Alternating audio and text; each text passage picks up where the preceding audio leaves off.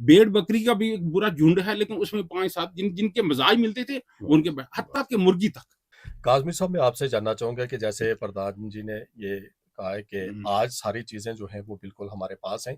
अगर यूँ कहा जाए कि पूरी दुनिया जो है वो हमारी मुट्ठी में है या हमारी जेब में है, तो ये भी कहना गलत नहीं होगा। लेकिन इसके बावजूद जितना हम नॉलेज के करीब हैं, इखलाकी तौर पर, जिस्मानी तौर पर, हम इतना ही जो है वो अपने आप से दूर हैं। इसकी शुक्रिया आपका, और यहाँ जितने भी पैनल में बैठे हुए हैं, खासकर प्रधान जी, संजय केसर जी, आपका पूरा पीर पंजाल की जो टीम है, सबका मैं शुक्रगुजार हूँ। सबको आदाब, सत श्री अकाल, नमस्कार अर्ज करना चाहता हूँ। आज आपने बहुत कीमती ये सवाल रखा। जब इन्होंने ये एक्सप्लेन किया तो अब बाकी बात बचती नहीं है, लेकिन मैं बताऊं जो मैं फील कर, हर आदमी की अपनी अपनी सोच है। इस पर मैं कई जगह पर बैठ के अकेले भी सोचता हूँ, कहीं पब्लिक प्लेस में भी रखता हूँ। उसकी जो असल बेसिक काज क्या है कि हम ये गैप हमारे अंदर क्यों आया। गैप की वजह यह है कि जो हमारे पेरेंट्स थे, उन्होंने वो जो पीछे जो लेगेसी थी वो हमारे शिफ्ट की, हम तक पहुंचाए, अदब सिखाया हमको। जब बड़े बात कर रहे होते थे तो छोटे की जरूरत नहीं पड़ती थी वहां आने की। अगर किसी कोई चीज नागवार हो तो आंख के इशारे से भी बच्चे भी और घर वाले भी समझ आते थे, और गौर से उनकी बातों को सुनते थे, और कुछ भी गलत करने से पहले ये सोच लेते थे कि जरूरी नहीं कि मेरे पेरेंट्स देखते हों, कोई मोहल्ले वाले बुजुर्ग हों, किसी रिलीजन वाले भी हों, वो भी बच्चों पर शफकत करते थे, गलत काम से रोकते थे। बच्चे डरते थे किसी चीज से कि कोई गलत ऐसा ना हो जाए। तो वो जो गैप जो उन्होंने हमें डिलीवर किया, हमारे तक चला। अब आने वाली पीढ़ी में हम जिस तरह प्रधान जी ने फरमाया कि हम वो डिलीवर आगे नहीं कर सके, शिफ्ट नहीं कर सके। शिफ्ट क्यों नहीं कर सके? कि ये जैसे आज हम बैठ के बात कर रहे हैं, ऐसे नौजवानों के अंदर ये कल्चर हमने शिफ्ट नहीं किया। पहले क्या होता था, जैसे मौसम आ रहा है, खेती बाड़ी का मौसम आ रहा है, ब्याह शादी का सीजन आ रहा है, तो बुजुर्ग लोग मिल बैठ के ना प्लानिंग करते थे, सब लोग मिलके मशवरा लेते थे, एक दूसरे की बात सुनते थे, और देखते थे कि हम में से ज्यादा तजर्बा कारकुन है उनके पास चले जाते थे, और उनसे मशवरा लेके फिर मिल के हमने अपनी ब्याह शादियां नहीं देखी कि मिल के, है ना, ये कोई दाल चावल ला रहा है, कोई हो रहा, अलग अलग जो छोटे छोटे छोटे फेस्टिवल होते थे, उनके अंदर यूनिटी कितनी थी, एकता कितनी थी, प्यार प्रेम कितना था। अपने घर से लाना है, मेरे घर में बैठ के खा के चले जाना, एक पिकनिक थी। वो चीज आज आगे नहीं की। हमने शामियाने लगाने शुरू कर दिए, शादी में किसी को बुलाया, इनविटेशन भेज दिया, कार्ड आया, वहां से वहां चला गया, फैमिली की कम्युनिकेशन खत्म हो गया। पहले घरों में शादियां होती थी तो दूर दूर से फैमिली आती थी, फैमिली में सब लोग आपस में एक दूसरे को जानते थे। फिर वहां क्या था, ग्रुप था, मेरे वाल साहब थे, जो उनके संगी साथी आते थे, वो उनका एक लेवल हो जाता, एक मेरे लेवल का हो जाता था, मेरे से छोटा भाई अगर 3 नंबर छोटा हो, एक उनका हो जाता था। इसी तरीका हमारी जो मस्तूरात थी, लेडीज थी, उनके भी ऐसे ऐसे मिल के बैठ के, इसकी एक आप एग्जाम्पल ले लें। आप देखें हमारे यहाँ पर गाय भैंस भेड़ बकरी ये सारी चीजें थी, अभी वो कल्चर खत्म हो गया। ये अभी जो बैसाख का महीना आ गया, इसमें ये घास फूस चरने वरने के बाद में दिन में छां होती थी, एक दरख्त होती थी, उसके नीचे बैठ जाती थी आके, पानी वानी पी के चारा चरने के बाद में 1-2 घंटा रेस्ट करने के लिए। और उनमें भी आप देखें भैंसों का भी ग्रुप था, ये सारी चीजें मिल के बैठती थी, चरते एक जगह में, घर एक आपने। लेकिन यहाँ पर क्या होता था, वो कम्युनिकेशन होता था, वो फ्रेंड सर्कल होता था, वो जिसको अभी इंग्लिश में हम बोलते हैं ब्रदरहुड जिसको बोलते हैं, हमांगी होती थी, भाईचारा होता था, वो हम आगे यहाँ पर नहीं पहुंचा सके। अब दूसरी बात जो रह गई कि जिस तरह इन्होंने फरमाया कि कोई भी रिलीजन है, कोई भी किसी धर्म का कोई भी ग्रंथ है, वो एक बड़ी गाइडलाइन है। जिस तरह इन्होंने गुरु नानक देव जी के बारे में फरमाया, आज उसी को क्या किया, मॉडिफाई किया, रिसर्च किया।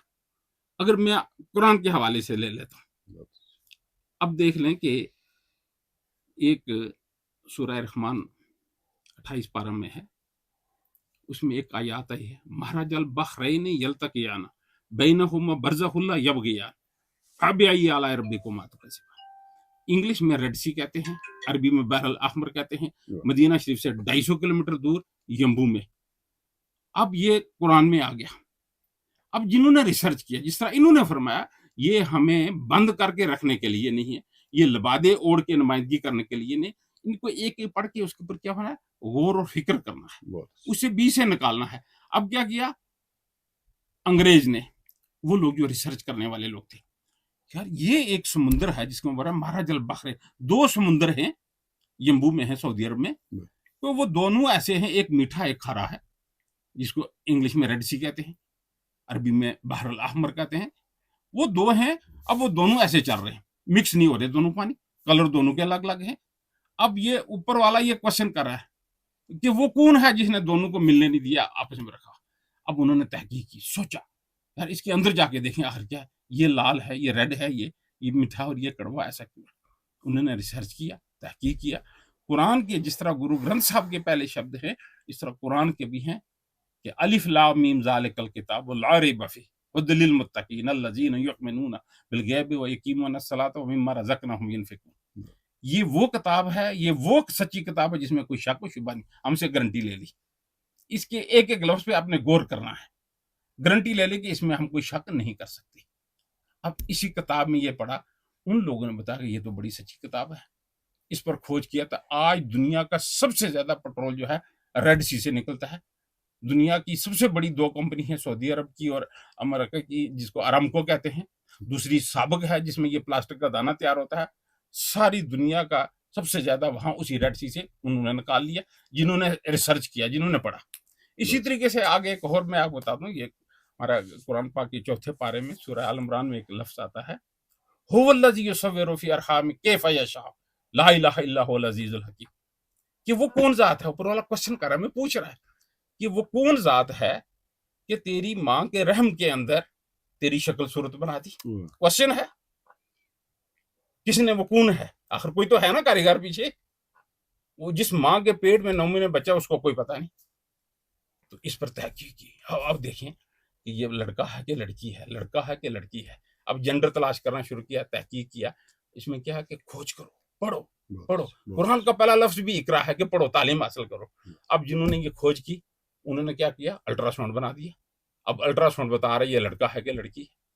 اسی طریقے سے جب انسانیت کی ہم جب بات کر رہے تھے، تو قرآن ہم نے کیا سمجھ لیا، مسلمانوں کا ہے۔ جس طرح میں پہلے بھی عرض کر رہا تھا، کل صبح بھی ہماری اس چیز پہ بات ہوئی تھی، ایسا نہیں ہے۔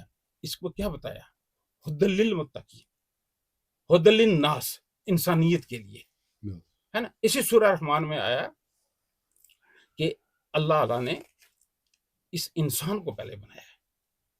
اب جس طرح انہوں نے بتایا کہ یہ ایک سکول آف تھاٹ اپنے اپنے چل رہے ہیں، اپنے اپنے طریقے سے، لیکن سینٹر پوائنٹ وہی ایک ہے۔ تو خلق الانسان من صلصال کالفخار، اوپر والا پوچھتا ہے اس انسان کو میں نے کھنکھناتی مٹی سے بنایا۔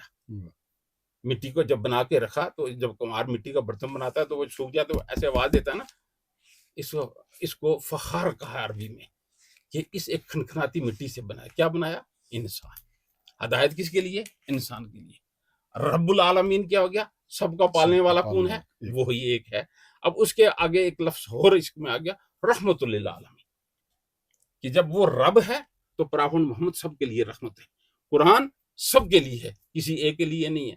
تو یہ چیز جو ہمارے جو دھرم گرو تھے، وہ اگر اس کی چھوٹی چھوٹی کاؤنسلنگ کرتے، چھوٹے چھوٹے لوگوں کو سمجھاتے، یہ جو ہم نے دھرم کی آڑ میں بیٹھ کے، ہم نے اصل کتاب کو تو پڑھا نہیں، اصل ان کے پرنسپل کے پاس گئے نہیں، ہم نے جو ادھر سے ملا اٹھایا، جو اپنے مائنڈ پہ آیا تو اس کو ہم نے فالو کیا، اس سے بگاڑ کیا ہوا۔ آج اتنا جنریشن گیپ آ گیا، اپنے پیرنٹس کی عزت کرنا چھوڑ دیا، ٹیچر کی عزت کرنا چھوڑ دیا، بچے کسی کو نہیں۔ پھر یہ اس نیٹ کی دنیا میں یہ ایک بہت بڑی چیز ہے، یہ اوپر والے کی ایک بڑی نعمت ہے، اسے بہت کچھ ہم سیکھ سکتے ہیں۔